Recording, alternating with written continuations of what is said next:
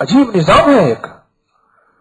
آج مجھے ابھی آیا کہ نہیں جی آپ کے متعلق خواب ہے سنانا چاہتا ہوں. مولانا عثمان صاحب کا بیٹا اسامہ. میں نے جی سنوائیں. آپ کے سامنے سنایا.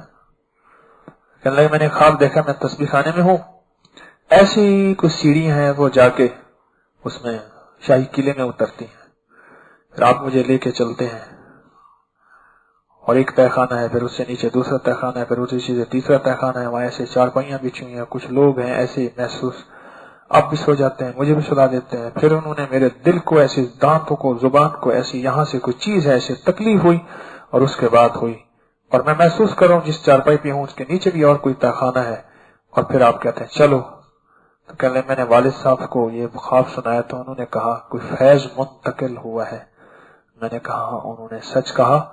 اور میں نے کہا کہ جو ہمارے رسالے میں علامہ صاحب لکھتے ہیں کہ شاہی قلعے میں کچھ روحانی دنیا ہے, تو ایک تو اس کی تصدیق ہوتی ہے اور دوسرا اس بات کی بھی تصدیق ہوتی ہے جس بندے کے ساتھ وہ خواب میں چل رہا ہے وہاں سے بھی کوئی فیض منتقل ہوتا ہے,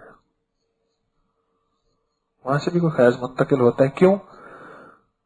اس کے پیچھے کچھ ہستیوں کے ہاتھ ہیں, وہ خود کچھ نہیں. اور بھی تعبیریں ہیں. یہاں ایک روحانی دنیا ہے, یہاں ایک روحانی نظام ہے.